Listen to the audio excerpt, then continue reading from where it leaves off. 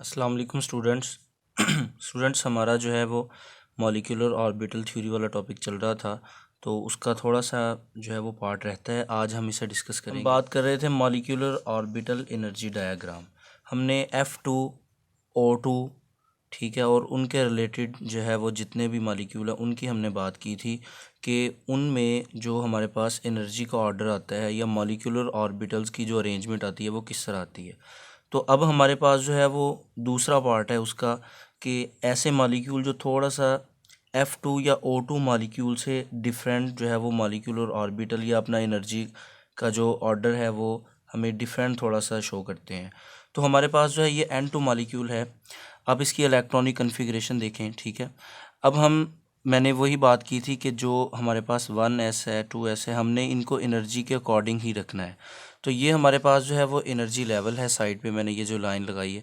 तो इसका मतलब है 1s की जो है वो सबसे कम एनर्जी है, तो हम इसको जो है वो नीचे रखेंगे। तो सबसे पहले यहाँ पे 1s एक एटम का नाइट्रोजन और 1s दूसरे नाइट्रोजन एटम का।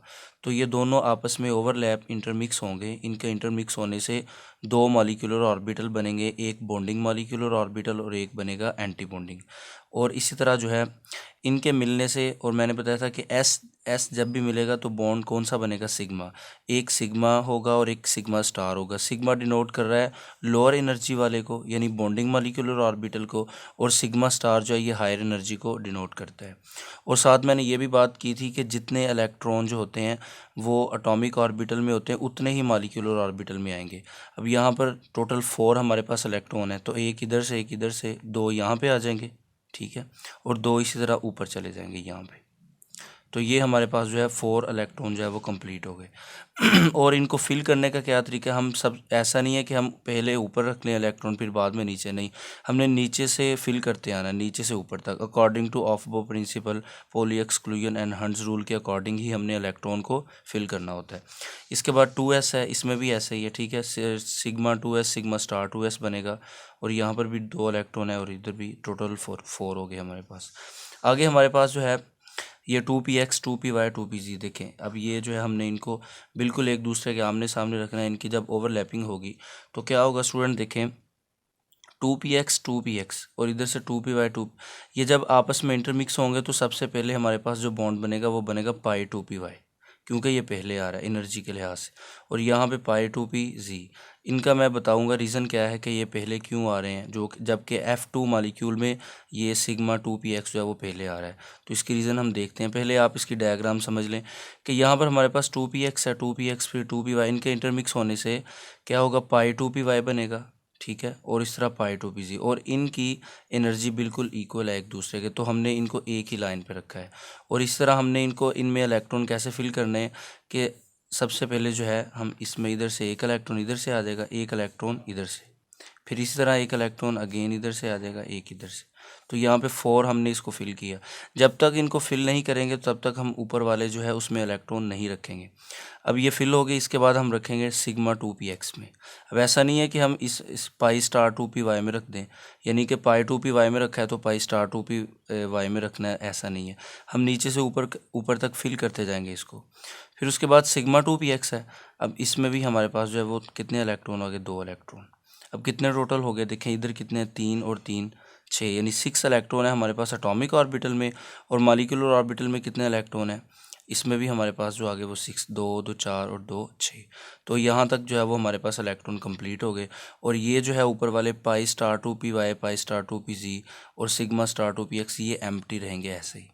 अब देखिए स्टूडेंट, यहाँ पे आप एक बात आपने नोट की है कि ये जो नाइट्रोजन है इसमें हमारे पास इलेक्ट्रॉन अनपेयर्ड कोई नहीं बचा। मॉलिक्यूलर ऑर्बिटल में देखें तो अनपेयर्ड इलेक्ट्रॉन नहीं है, सारे के सारे क्या है, पेयर्ड। ये भी पेयर्ड है, ठीक है, ये भी पेयर है और ये भी हमारे पास पेयर्ड है। तो इसका मतलब है कि ये जो बिहेवियर शो करेगा वो शो करेगा डायामैग्नेटिक बिहेवियर, डायामैग्नेटिक बिहेवियर।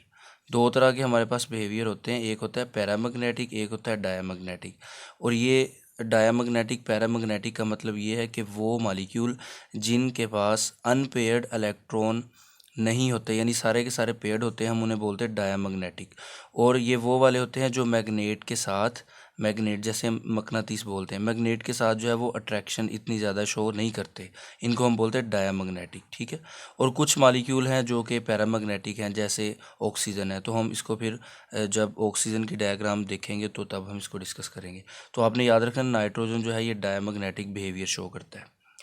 अब स्टूडेंट जो है यहाँ पे अब हम देखते हैं इसका ऑर्डर क्या होगा, एनर्जी ऑर्डर। जैसे देखिए हमने F2 मॉलिक्यूल का पढ़ा था, ठीक है।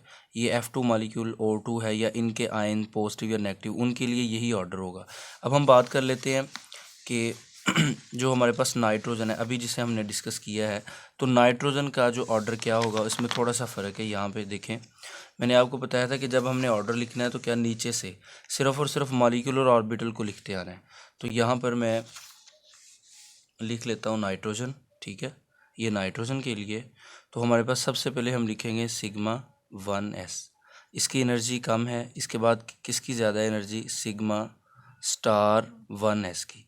इसके बाद आ जाता है हमारे पास ये सिग्मा, यानी आपने ऊपर को आते जाना है, साथ लिखते आना है, ठीक है। और इसके बाद हमारे पास सिग्मा 2s आ जाएगा, ठीक है। तो सिग्मा 2s के बाद सिग्मा स्टार 2s आ जाएगा। अब ये देखें यहाँ पर हमारे पास जो है वो पाई 2p वाई पाई 2p जी इक्वल हैं, तो हमने भी इनको क्या करना है, इक्वल रखना है ऑर्डर में। तो हम pi 2p y is equal to pi 2p जी, ठीक है। अब इसके बाद कौन सा आएगा, सिग्मा 2px, इसकी एनर्जी ज़्यादा है सिग्मा 2px की। उसके बाद किसकी एनर्जी है, यहाँ पे हमारे पास आ जाएगी एनर्जी पाई स्टार 2py। अब ये इक्वल किसके है, पाई स्टार 2p इसी के इक्वल है, ठीक है। अब उसके बाद स्टूडेंट लास्ट वन हमारे पास जो है वो है सिग्मा स्टार 2px। तो ये हमारे पास जो है वो एनर्जी का ऑर्डर बना है। अगर आप देखें F2 के साथ इसको कंपेयर करें तो हमारे पास जो है वो थोड़ा सा फ़र्क है। देखें सिग्मा स्टार 2s के बाद, सिग्मा स्टार 2s के बाद यहाँ पे क्या आ रहा है, सिग्मा 2px F2 मॉलिक्यूल में, ठीक है। लेकिन नाइट्रोजन में क्या आ रहा है, पाई 2py। अब इसकी रीज़न क्या है, देखें अगर आप इनको डायग्राम से भी देख लें तो आपको मज़ीद क्लियर हो जाएगा कि यहाँ पे सिग्मा 2px नीचे है, इधर सिग्मा 2px क्या है, ऊपर है। यानी इनका एनर्जी का इतना फ़र्क पड़ गया, ये ऊपर है और ये नीचे है, ठीक है। ये देखें आप, ऐसे इसको मैंने लाइन ड्रा की है ताकि आपको समझ आ जाए। यहाँ पर नाइट्रोजन में, नाइट्रोजन के केस में हमारे पास सिग्मा 2px ऊपर चला गया और सिग्मा 2px जो है F2 के केस में वो नीचे आ गया। अब इसकी क्या वजह है स्टूडेंट, इसकी रीज़न बुक में भी लिखी हुई है, बहुत आसान है, आप अपने जहन में देखें। इसकी वजह ये है कि देखें इधर जो है वो सिग्मा 2px नीचे है, क्योंकि यहाँ पर सिग्मा स्टार 2s और सिग्मा 2px का एनर्जी गैप, एनर्जी डिफरेंस काफ़ी ज़्यादा है, ठीक है। अब एनर्जी डिफरेंस जो है वो तकरीबन हमारे पास 2078 राउंड बॉन्ड इतना आ जाएगा इसका, ठीक है। या फिर हमारे पास F2 के केस में इसकी वैल्यू हो सकती है 1578, यानी इनका एनर्जी का डिफरेंस इतना ज़्यादा है। अब एनर्जी का डिफरेंस ज़्यादा होने की वजह से ये sigma 2px sigma star 2s जो है ये अपनी जगह पे रहते हैं, अपनी जगह को चेंज नहीं करते। लेकिन N2 के मॉलिक्यूल में इनकी एनर्जी का डिफरेंस कम हो जाता है, तकरीबन हमारे पास 1100 रह जाता है, ठीक है। जिसकी वजह से क्या होता है, सिग्मा 2px का और सिग्मा स्टार 2s का, अब इनके एनर्जी का डिफरेंस कम होने की वजह से ये एक दूसरे के साथ इंटरमिक्स हो जाते हैं।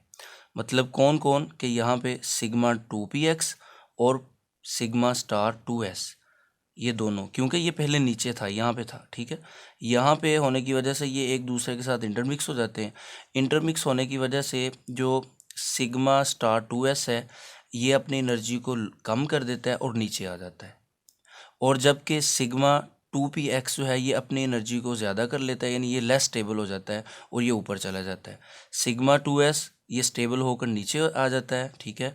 और सिग्मा 2px जो है ये इसकी स्टेबिलिटी कम हो जाती है और ये ज़्यादा एनर्जी लेवल पे चला जाता है। इस वजह से यहाँ पर सिग्मा 2px नीचे है, यहाँ पर सिग्मा 2px जो है वो ऊपर है। आई होप कि ये समझ आ गई आपको कि जो सिग्मा स्टार 2s है और सिग्मा 2px है ये एक दूसरे के साथ ही थे पहले, लेकिन इनकी एनर्जी का डिफरेंस कम था और जिसकी वजह से ये इंटरमिक्स हो गए। अब इंटरमिक्स होने की वजह से इनमें ओवरलैपिंग हो जाती है, हाइब्रिड हो जाते हैं। एस वाला प्योर एस नहीं रहता, इसमें पी आ जाता है, और पी जो है पी एक्स, ये प्योर पी नहीं रहता बल्कि इसमें एस आ जाता है। तो अब इनकी हाइब्रिडाइजेशन यानी इंटरमिक्स होने की वजह से फिर ये अपने आप को स्टेबिलिटी की तरफ ले आते हैं। तो सिग्मा स्टार टू एस मज़ीद नीचे आ जाता है और सिग्मा टू पी एक्स जो है वो बहुत ऊपर चला जाता है, लेस स्टेबिलिटी की तरफ चला जाता है। ये सिर्फ इसमें इनमें फ़र्क है, और ये रीज़न भी आपकी बुक में और उसने एनर्जी की भी वैल्यू दी हुई है। यहाँ पे 1100 है तकरीबन, और यहाँ पर हमारे पास जो है वो 2078 ऑक्सीजन के केस में या F2 के केस में 1578 जो है इनकी एनर्जी का डिफरेंस है। और ये आमतौर पे MCQs या शॉर्ट क्वेश्चन में इनका ऑर्डर भी आ जाता है, और ये रीज़न भी पूछी जाती है कि N2 मॉलिक्यूल में सिग्मा 2px ऊपर क्यों है और F2 में सिग्मा 2px जो है वो नीचे क्यों है। तो आई होप कि ये आपको समझ आ गई है। तो ये आप इन डायग्राम को अच्छी तरह देख लें, मज़ीद जो है वो आपको क्लियर हो जाएगा।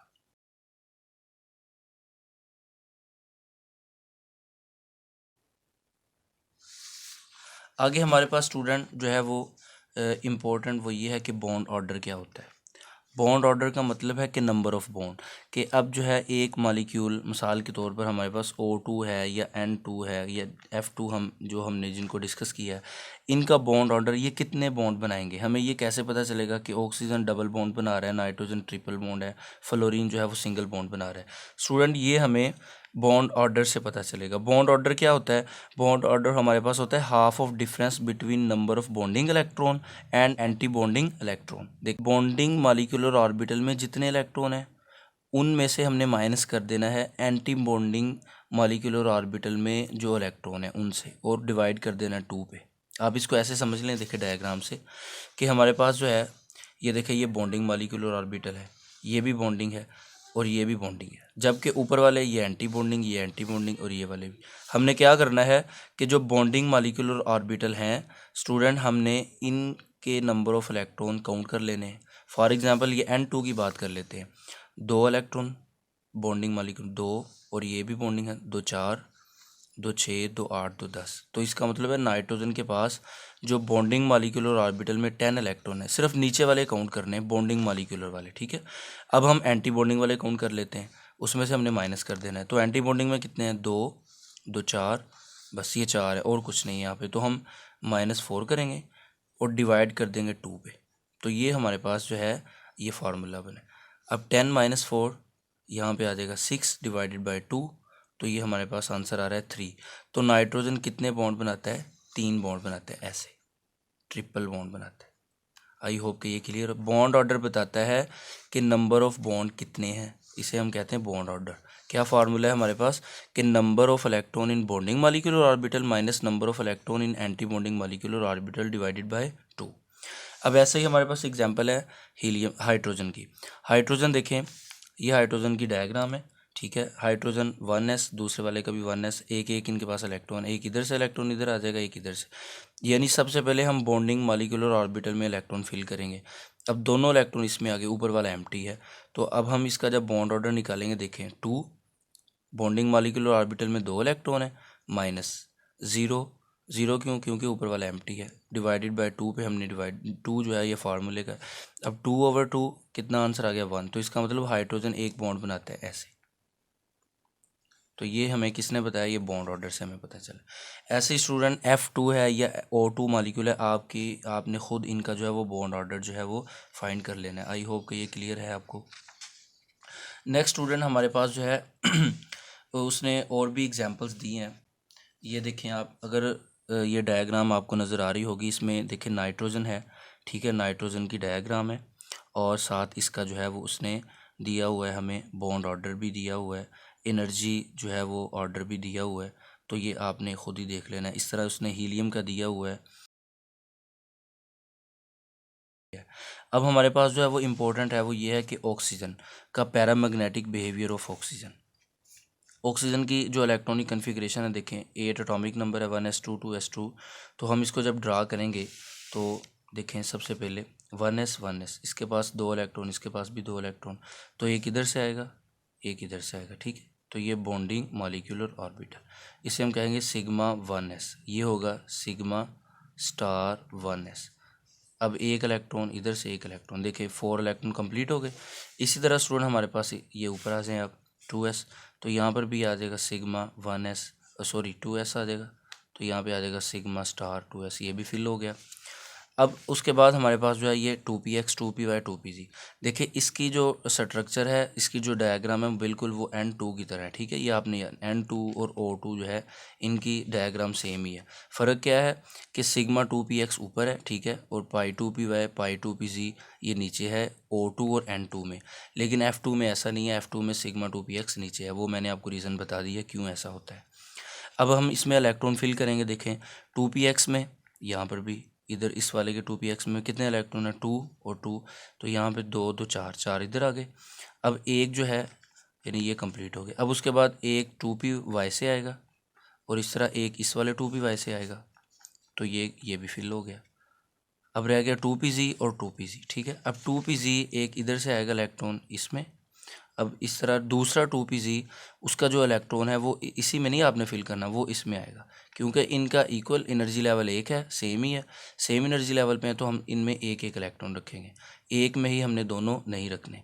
इसका क्या नेम होगा, इसका नेम होगा pi star 2py pi star 2pz, इसका नेम होगा, ठीक है।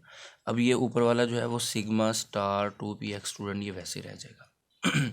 तो ये हमारे पास जो है ये ऑक्सीजन की डायग्राम है। अब मैंने बात की पैरामैग्नेटिक बिहेवियर। देखिए मैंने पहले भी बताया, अब हम इनमें देखेंगे बॉन्ड ऑर्डर यानी नंबर ऑफ़ इलेक्ट्रॉन, हम इसके काउंट करेंगे, बॉन्ड ऑर्डर निकाल लेंगे, वो मैंने आपको बता दिया, आप खुद ही इसका निकाल लीजिएगा। अब मैंने जो बात यहाँ पे बतानी वो ये, इलेक्ट्रॉन जो है वो पेयर्ड है या अनपेयर्ड है। ये वाले जो है वो अनपेयर्ड इलेक्ट्रॉन है। तो अनपेयर्ड का मैंने बताया था कि जहाँ जिस मॉलिक्यूल के पास अनपेयर्ड इलेक्ट्रॉन ज़्यादा हैं तो वो कौन सा बिहेवियर शो करेगा, वो पैरामैग्नेटिक।